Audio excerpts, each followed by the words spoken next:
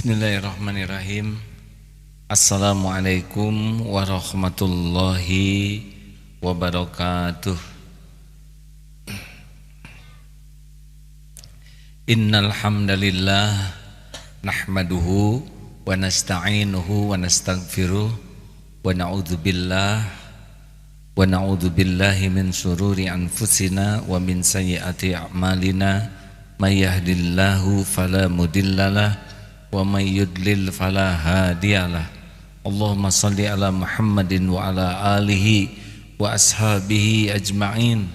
Ya Allah, Allahumma nawwir qulubana binuri hidayatik kama nawwartal ardu binuri syamsik abadan abada birahmatika ya arhamar rahimin.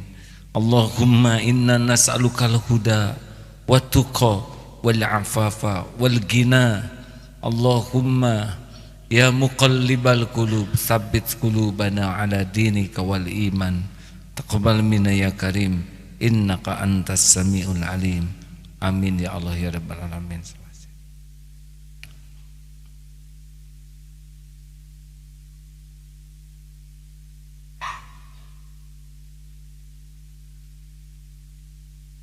Kita buka sebentar nomor 63 yang sebelumnya.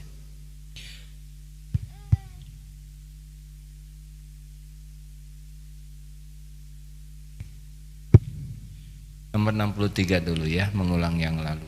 Bismillahirrahmanirrahim. Awrada alaikal warida liyatasallamaka min yadil agyar wal yuharrika wa yuharriruka min rikil asyar. Allah memberikan kepadamu warid itu semata-mata untuk menyelamatkan engkau dari cengkraman benda-benda dan membebaskan dari perbudakan segala sesuatu selain Allah. Allah mengaruniakan kepadamu warid.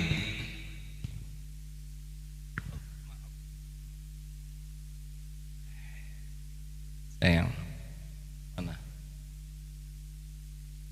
Ada cucu. Allah memberikan kepadamu warid. Warid itu sejenis perasaan, kita mengerti dan merasakan di hati, sehingga merasakan kenal ke Allah tuh, yakin. Nah itu warid. Jadi senang kepada Allah, kemudian semakin kenal kepada Allah. Ada yang tahu, ada yang kenal. Tahu Michael Jackson? Kenal? Tidak. Ada yang tahu Allah tapi belum tentu mengenal Allah.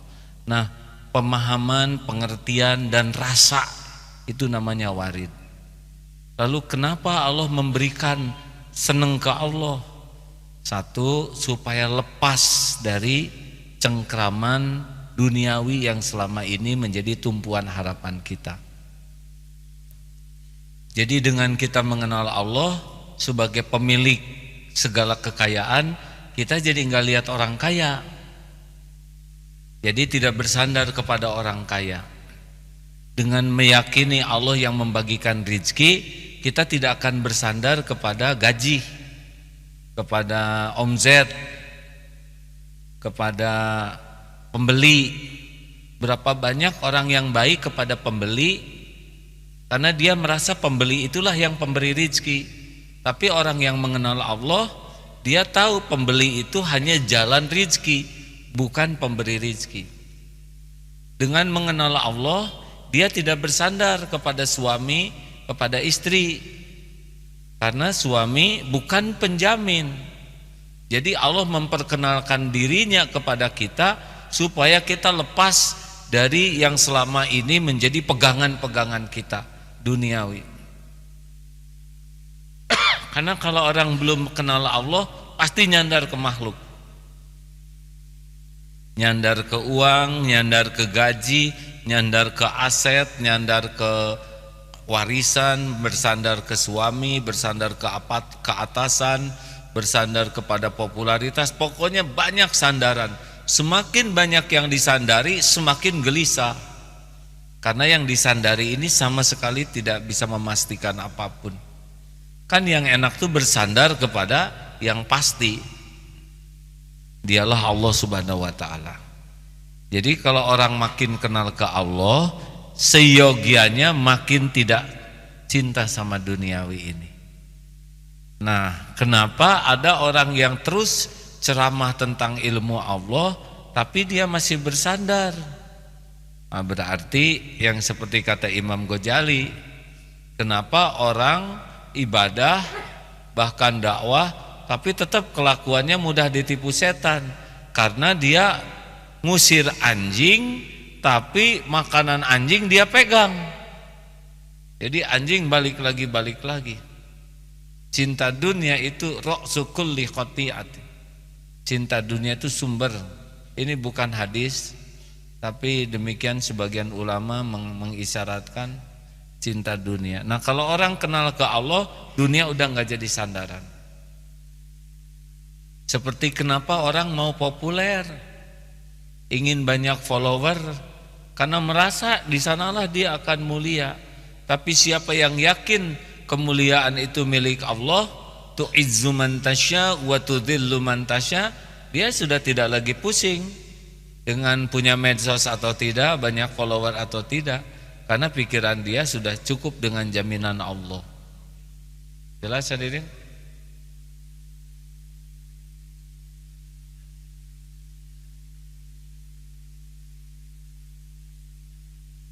Sekarang nomor 64.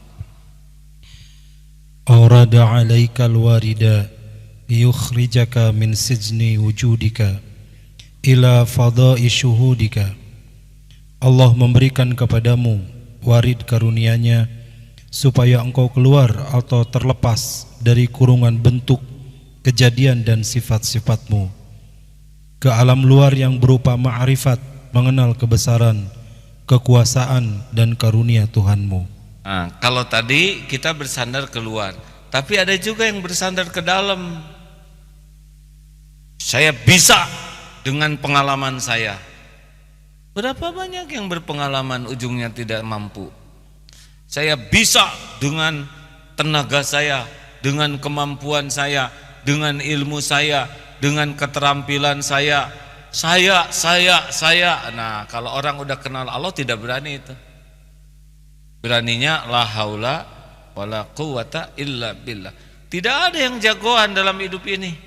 Sejago apapun tetap kenanya ketentuan Allah. Jago perang tetap saja mati. Kalau takdirnya selamat, selamat. Takdirnya luka, luka. Takdirnya mati, mati. Tidak ada yang jago.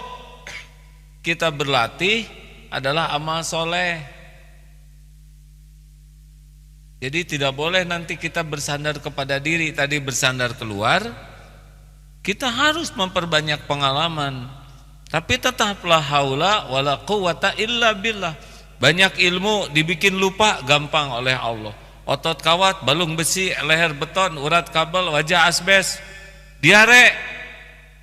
Ayo. Mau push up berapa kali diare, ngalempre. Asli hadirin. Buat sana sini virus. Kayak gini. Udah hampir setengah bulan ini. Mudah bagi Allah. Makanya tidak boleh kita menjadi ujub, takabur dengan apa yang Allah berikan kepada kita. Apapun, baik berupa ilmu, pengalaman, termasuk ibadah.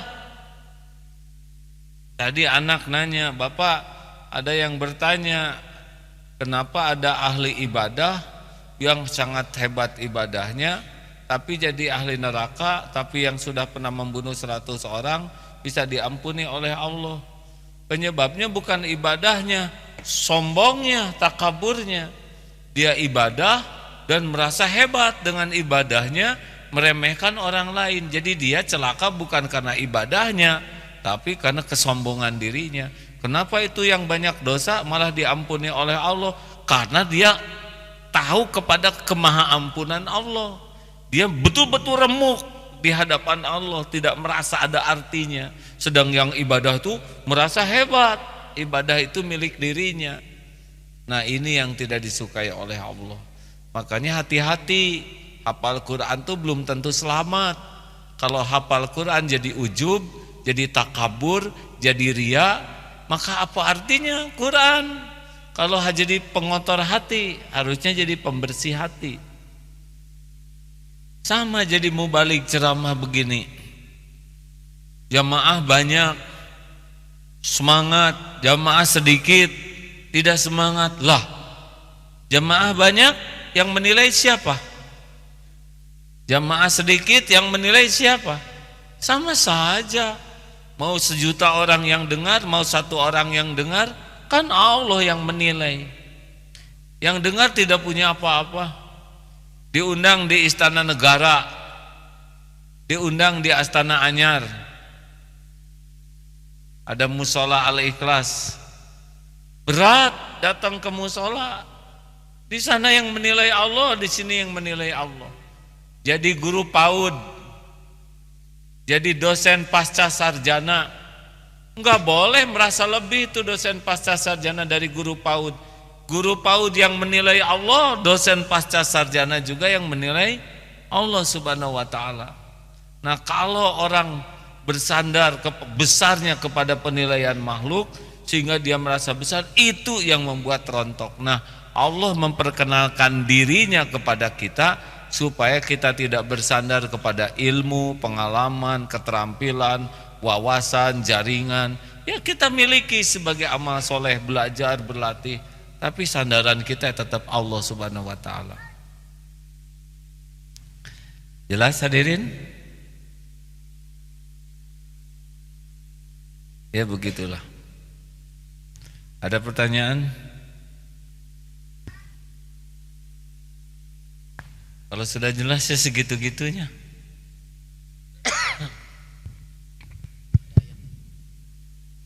Ada yang mau ditambahkan, silakan Ustaz. Surat Al-An'am surat ke-6 ayat 71.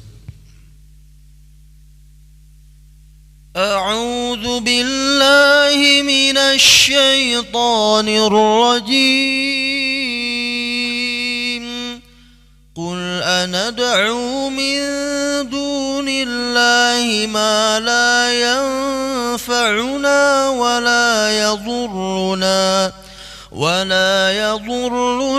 ونرد على أعقابنا بعد إذ هدانا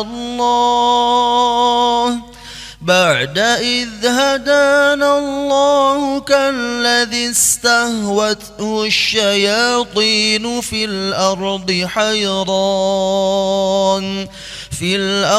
حيران له أصحاب يدعونه إلى الهدى ائتنا قل إن هدى الله هو الهدى وأمرنا لنسلم لرب العالمين. Katakanlah Muhammad, apakah kita akan memohon kepada sesuatu selain Allah yang tidak dapat memberi manfaat dan tidak pula mendatangkan mudarat kepada kita? Dan apakah kita akan dikembalikan ke belakang atau kepada kesyirikan setelah Allah memberi petunjuk kepada kita? Seperti orang yang telah disesatkan oleh setan di muka bumi dalam keadaan kebingungan, kawan-kawannya mengajaknya ke jalan yang lurus dengan mengatakan, ikutilah kami. Katakanlah, sesungguhnya petunjuk Allah itulah petunjuk yang sebenar-benarnya, dan kita diperintahkan agar berserah diri kepada Allah Tuhan seluruh alam. Sudahlah hadirin, hidup ini mah kita sederhanakan. Hati harus yakin, cari ilmunya supaya yakin ke Allah, bukan hanya tahu, bukan hanya percaya, tapi yakin. Dan yang kedua, patuhlah kepada apa yang Allah perintahkan, patuh saja. Dan yang ketiga, pasrahkan. Sudah, jangan terlalu banyak mikir yang membuat lupa ke Allah. Kalaupun mau banyak mikir, harus sambil zikir. Karena siapa yang akan menuntun pikiran kita kalau bukan Allah? Ini otak ini ciptaan Allah. Kalau tidak dituntun oleh Allah, mikir sekeras apapun tidak nyambung kemana-mana. Ada pertanyaan silakan. Kalau tidak udah nih. Kata dokter saya nggak boleh banyak bicara. Ada yang mau nanya tidak? Ya. Ada tamu ini? Tamu dari mana ini? Dari Banten. Banten? Yang kemarin di tsunami hadirin. Baik, Assalamualaikum warahmatullahi wabarakatuh. Dalam surat Al-Mulk dikatakan bahwa allazi khalaqal mauta wal hayyata liyabluwakum ayyukum ahsanu amala. Mengapa Allah mengatakan amal yang baik gitu? Terima kasih ya. Ya, saya bukan ahli tafsir, belum. Jadi memang Allah tuh menyukai kualitas, bukan semata aktsaru amala, jumlah. Makanya innallaha yuhibbul muhsinin. Nah, biasanya orang yang senang dengan penilaian makhluk membuat cover yang dibagus-baguskan topeng, tapi yang ahsanu amala yaitu yang baiknya tuh sampai ke lubuk hati. Contoh ya, ini sering disampaikan, ada orang berbuat baik supaya dianggap baik oleh orang. Ada yang berbuat baik supaya orang jadi baik ke dia. Ada yang berbuat baik supaya orang tidak berbuat buruk kepadanya. Ada yang berbuat baik supaya orang terjerat oleh kebaikannya. Baik-baik ya kan? Tapi niatnya belum tentu ingin keridhaan Allah. Nah, ahsanu amala itu adalah yang memang kalau baik itu baik aja. Kenapa kamu baik? Karena Allah suka sama orang baik. Selesai. Mau diakui atau tidak, dihargai atau tidak, dibalas budi atau tidak, sudah tidak lagi ya. Karena baiknya sampai ke pori-pori hati. Inilah yang Allah sukai. Berapa banyak pedagang yang baik kepada pembeli? Tujuannya apa? Supaya beli. Kalau kita baik ke pembeli, mau beli mau nggak beli saya akan baik. Karena Allah yang ngatur rezeki. Kalau dia memang bukan rezeki saya dapat pahalanya karena berbuat baik. Ya kan? Kan tidak setiap yang datang bawa rezeki kita. Ada yang bagian nawar aja, ada yang bagian nyobain. Ya kan? Ada yang sudah deal tapi tetap nggak jadi karena nggak ada rezekinya. Ya nggak apa-apa. Berapa banyak istri yang baik kepada suami supaya suami tidak berpaling ke lain hati. Tetap ya dipaling ya. Kenapa ketawanya menjiwai? Ibu nggak usah dorong-dorongan, biasa aja Bu, nggak ngepek ya. Jadi kalau istri mau baik ke suaminya baik aja. Supaya apa ya? Supaya Allah suka. Perkara suaminya belum membalas kebaikannya, tidak menghargainya, atau cintanya tidak terlalu mendalam, ya itu mah urusan Allah yang ngasih ke hati makhluk. Tapi bagaimana dia diterima, itu urusan penting kita. Sama jadi suami juga. Tidak perlu jadi suami teladan, ingin dianggap suami terbaik, suami teladan, suami paling bertanggung jawab. Enggak perlu kalau itu carinya dalam penilaian makhluk. Yang penting di sisi Allah nih, saya lelaki, kepala keluarga, mati-matian berjuang supaya tidak ada satupun anggota keluarga yang jadi ahli neraka. Ku anfusakum wa ahlikum naro, sampai mati perjuangannya ini. Nah itu mau dihargai atau tidak ya terserahlah. Yang penting Allah melihat. Nah, sampai ke sana mungkin yang dapat saya pahami, ya. Ya, ada lagi pertanyaan?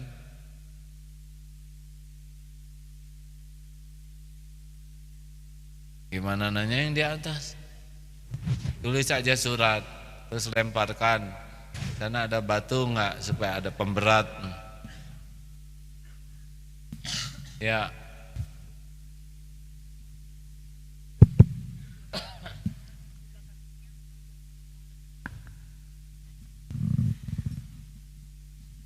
Cek.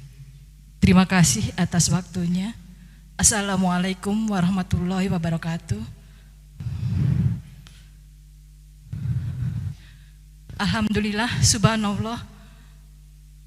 Saya masuk ke masjid AA, terus terang gemetar AA, karena saya berasal dari jauh, dari Bangka Belitung.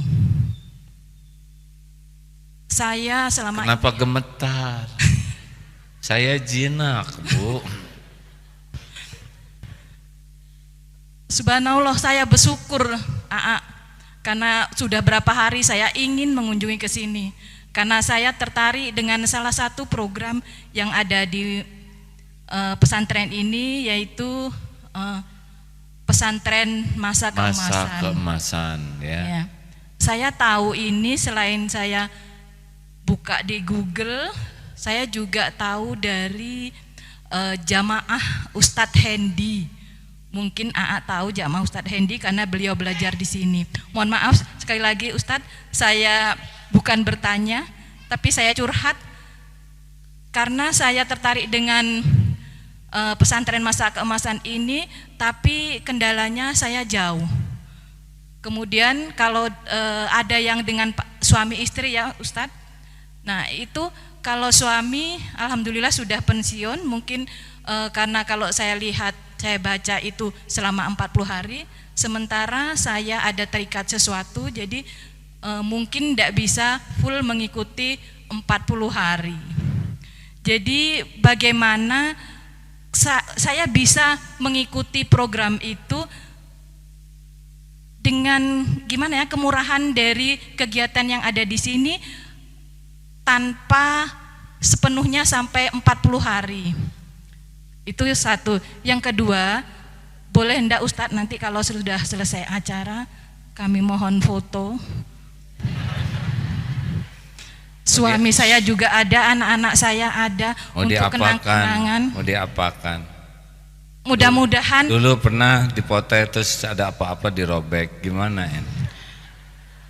Mudah-mudahan enggak Ustadz. Apa? Mudah-mudahan dengan foto ini saya berada di masjid ini, ada salah satu doa saya di masjid ini, mudah-mudahan nanti berkah. Begitu juga nanti saya bisa foto, keluarga besar saya bisa foto dengan Ustadz juga berkah. Demikian baik. Pak Ustadz, mohon dijawab, kami akhiri. Wassalamualaikum warahmatullahi wabarakatuh. Terima kasih banyak. Terima kasih. Udah ngelempar itunya tadi? Itu tadi ada yang jatuh dari sana. Apa tadi yang jatuh dari atas?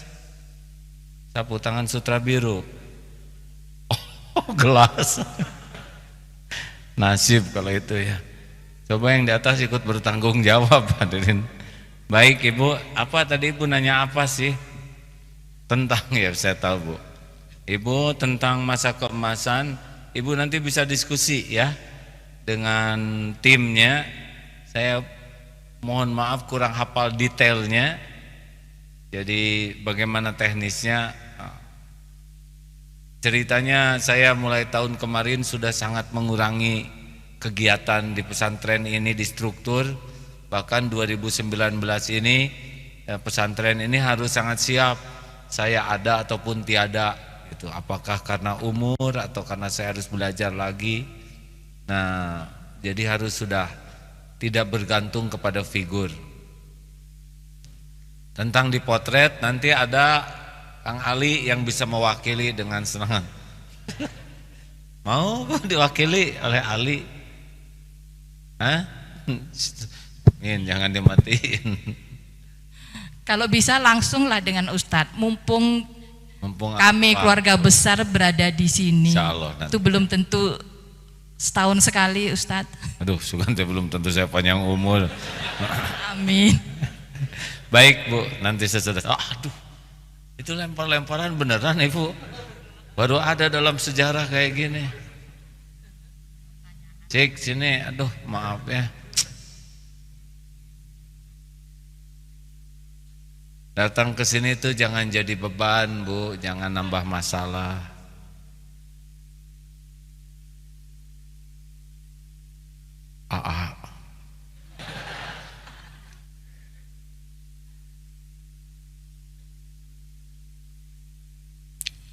Berkaitan dengan riba, kalau sudah terlanjur berhutang ke bank, apa yang harus dilakukan? Lunasi atuh.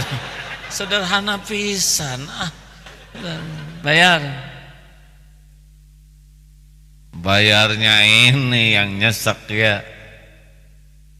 Pertama tobat, ya, minta ampun kepada Allah kalau kemarin mengambil riba itu karena belum tahu ilmunya atau sudah tahu tapi belum yakin. Nah, sekuat tenaga tobat dan minta tolong, nanti ada jalannya Bu. Allah tahu siapa di antaranya hamba. Pertanyaannya sederhana ya. Kapan terakhir keluar air mata tobat? Barusan keluar air mata tobat. Makanya dibaca ininya Bu ya. Nah, sing sering aja menyesali ke Allah. Air mata tobat itu harus asli ya, antara kita dengan Allah. Allah tahu perihnya hati menyesal. Itu rahasia terpenting pertolongan Allah itu adalah di perih merasa berdosa itu. Sedikit orang yang memilikinya ya. Makanya kalau lagi banyak masalah tuh ada satu pertanyaan, kapan terakhir keluar air mata tobat? Karena air mata tuh ada air mata menangisi masalah, ada air mata menangisi dosa pengundang masalah.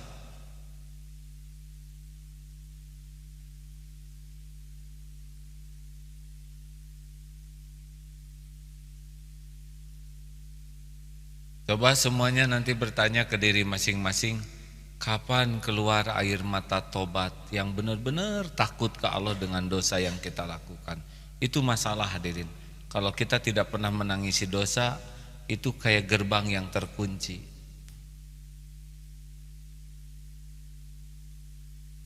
Tobat Bu kuncinya ya. Terakhir,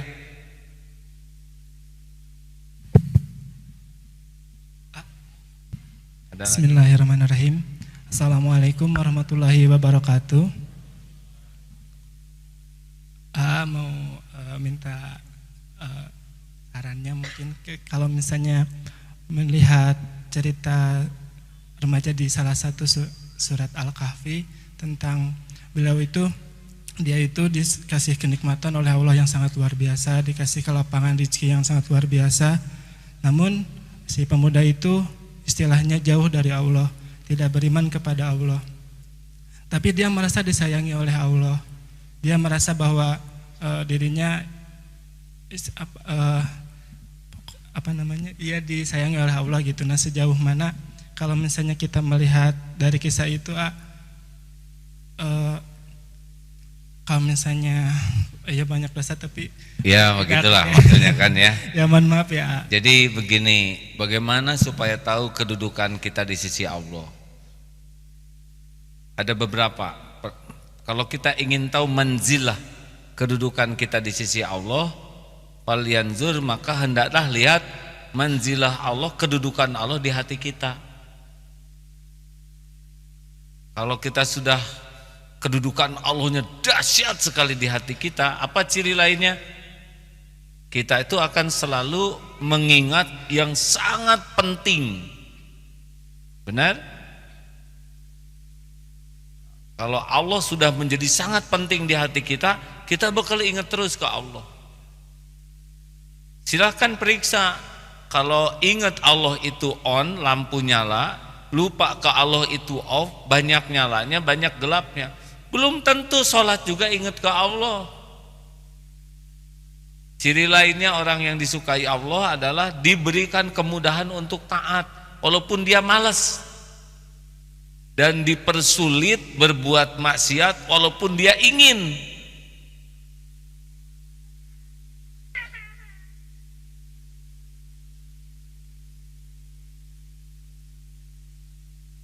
Jadi kalau kita lancar, bisnis lancar, itu sama sekali tidak identik kedudukan di sisi Allah. Jadi kalau orang kaya, sukses, bisnis, biasa saja, itu tidak ada yang istimewa. Karena penjahat juga, zolimin, kafirin, munafikin, musyrikin bisa diberi lebih dari itu. Tapi ada cirinya, orang yang dikehendaki Allah tuh. Rasulullah SAW bersabda, man yuridillahu bihi khairan yufaqihu fid din. Barang siapa yang dikehendaki Allah kebaikan baginya, Allah berikan paham agama. Nih seperti teman-teman sekarang dan yang menyimak Facebook, IG, YouTube, kenapa menyimak? Siapa ini yang menggerakkan? Banyak yang sudah senior, tapi belum tentu senior mau belajar. Ini berapa yang tertua Pak, angkatan kita yang terakhir ini? 74 tahun, mana? Bapak 74? Alhamdulillah. Usia 74 mesantren. Itu karunia Allah hadirin. Benar kan Pak? Barang siapa yang Allah kehendaki kebaikan baginya, gerbangnya dibuat paham agama. Jadi kalau dikasih pangkat, kekayaan, jabatan, popularitas, itu bukan tanda sukses. Makanya biasa saja punya anak misalkan terkenal, kaya, bisnisnya bagus, gelarnya banyak, itu biasa aja, tidak ada yang spesial, nothing special. Benar gitu? Jadi jangan bangga, tapi kalau anak jadi ahli makrifat, ahli taat, ahli pasrah, itu rezeki besar. Terima kasih hadirin sekalian, mudah-mudahan ada hikmahnya. Belajar kecewa tidak? Kalau kecewa bagus, berarti pengen belajar lagi. Aduh, dari Banten? Ya karena dari Banten kami mendengar. Oh iya, ini. Iya. Assalamualaikum warahmatullahi wabarakatuh. Nama saya Ibu Rizka dari Cikande Permai, Serang, Banten. Berapa jauh dari pantai? Ya kira-kira 50 km. Oh aman. Ya. Dekat Gunung Berapi tidak? Ya lumayan dekat. Ya hati-hati ya. Iya. Ada tebing-tebing enggak? Banyak Itu musim longsor sekarang ya. Iya. Doain yang kita selamat ya Ini mau nanya, bagaimana caranya menjadi muslimah khususnya yang sabar gitu Pokoknya sabar di segala situasi gitu. Terima kasih tenang. Assalamualaikum warahmatullahi wabarakatuh. Tunggu dulu, belum. Belum. Ibu pengen sabar. Iya tapi nggak sabar nih kayaknya, pengen dijawab. Ibu sabar itu apa? Saya sendiri kurang paham Kenapa pengen yang kurang paham? Makanya saya pengen dijelaskan Baik. Ibu terima kasih Tunggu dulu, belum. Sabar itu prinsip dasarnya adalah menahan diri, mengendalikan diri, sehingga yang kita lakukan itu yang Allah sukai, itu sabar. Jadi kalau orang tidak sabar, dia tidak bisa menahan, langsung saja mau ngomong-ngomong, mau marah-marah. Tapi orang yang sabar, cucu lagi senang-senangnya sama saya, ini AA, namanya panggilannya AA.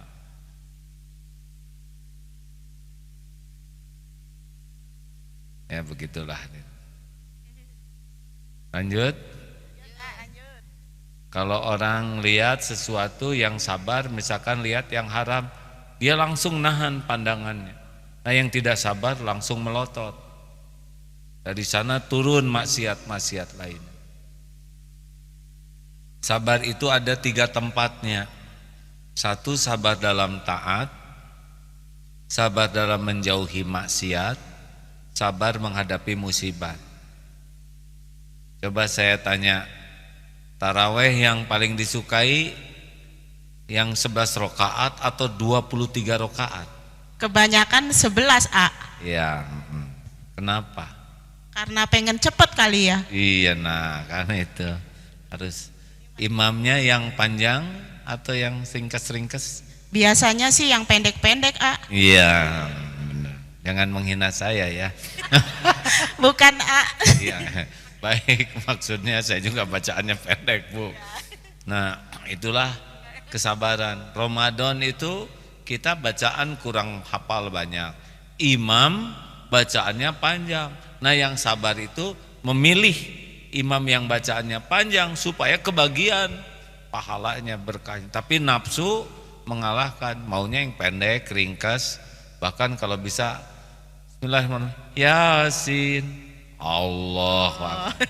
Itu dianggap imam idaman bagi yang kurang sabar.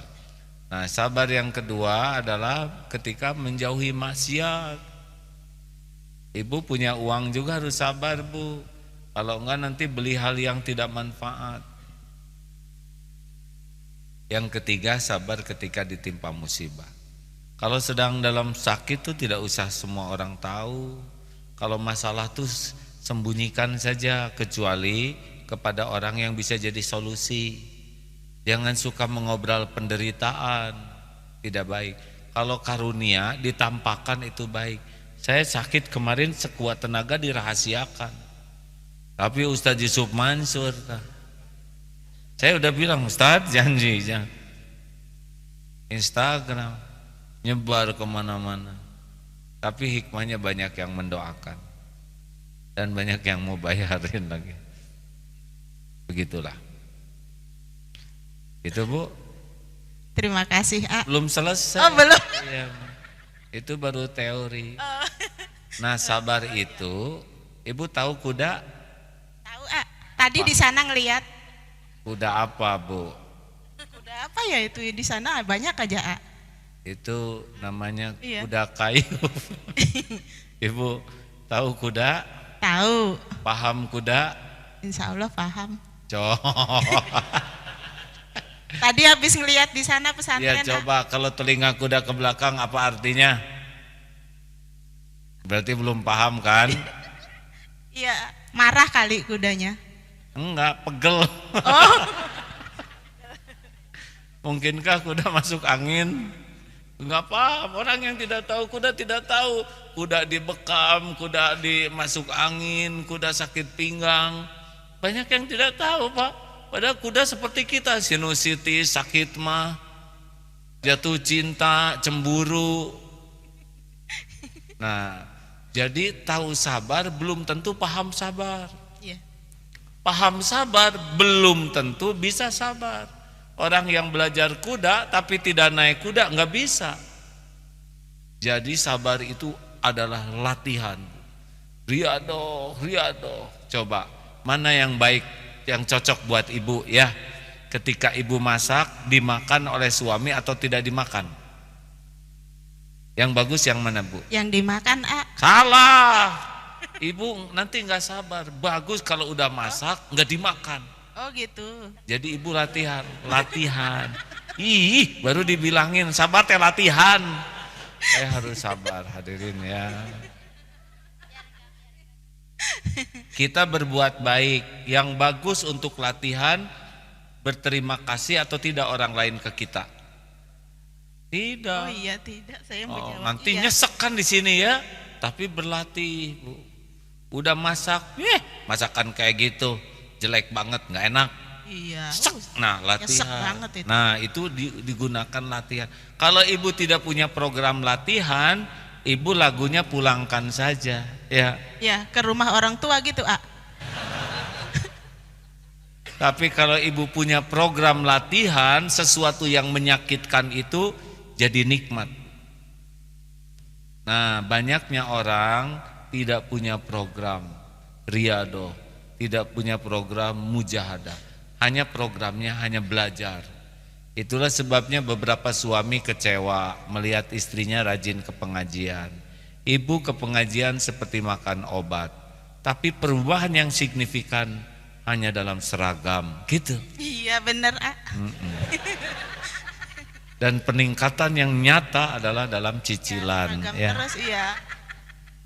Belum lunas udah ngambil lagi. Iya. Ibu kalau musibah tidak usah diceritakan, ya. Kalau sudah lunas baru cerita. Itu jujur, A. Oh iya. Saya yakin suami ibu sabar ya, Bu ya. Ya sabar sekali, A. Sayanya yang kurang sabar malah. Ya, ya udah, saya udah bisa membayangkan. Ya. Ada seorang suami yang sabar sekali. Udah dengar ceritanya? Belum, Ditanya, kenapa Bapak begitu sabar kepada istri yang tidak sabar? Oh, saya pernah lihat istri saya itu sabar. Suatu saat kan di rumah ada kucing, dicakar oleh kucing. Istri saya tidak marah, malah senyum. Ke kucing tuh. Satu, hanya ngomong satu. 3 hari kemudian, wah, dikoet lagi segini. Gak marah, senyum. 2, sesudah 1 minggu kucing itu memang galak, lalu ngegigit sedikit di sini sampai luka. 3, terus dikasih makan kucing tuh, udah dikasih makan, kejang kucing tuh, berbusa, mati rupanya. Suami marah, ibu, kenapa jadi perempuan keji sekali? Kucing hanya ngoet saja sampai diracun sampai mati gitu. Istrinya senyum. 1. Kena deh. Sudah itu nggak marah lagi, karena sudah membayangkan.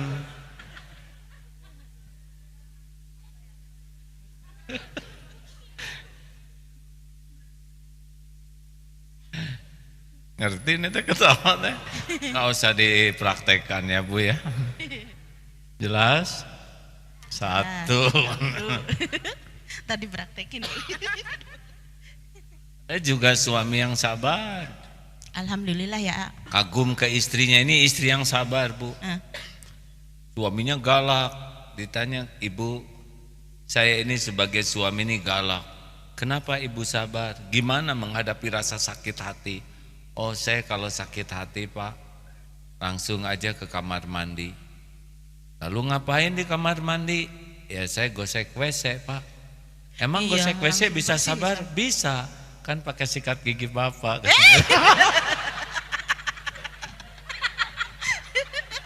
Si ibu nih ngajarin. Jadi bahagia si Bapak gosokin. Maaf, ini hanya guru, astagfirullah. Ini gara-gara ibu saya jadi kemana aja ceramahnya. Tadi Mas Soleh lumayan. Udah Bu, pulang sana ke Banten ya. Belum Pak Ustadz. Dan doa Bu supaya diberikan kesabaran. Amin, amin.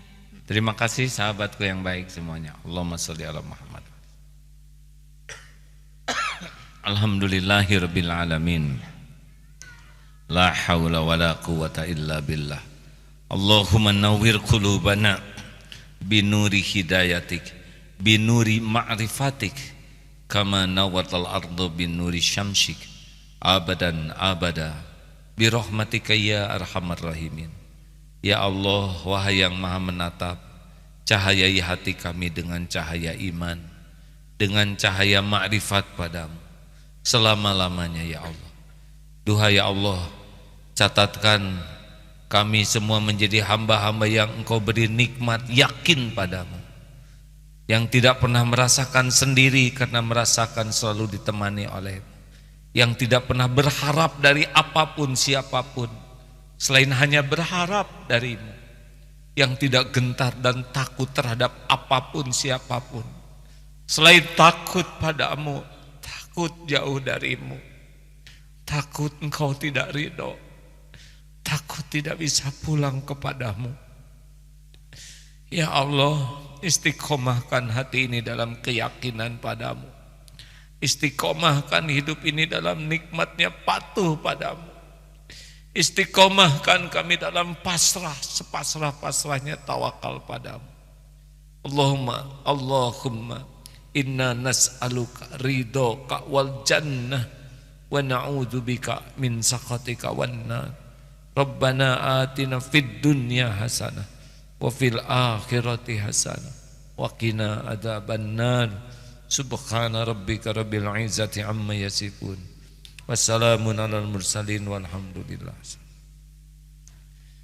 Semoga musibah yang menimpa saudara kita di Selat Sunda benar-benar oleh Allah dijadikan wafatnya jadi syuhada, yang terluka diampuni dosa dan diangkat derajatnya, dan bagi kita yang diberikan keselamatan dibukakan hikmah sehingga bisa memperbaiki diri, menjauhi maksiat, dan bisa membantu saudara kita yang dilanda kesusahan di sana.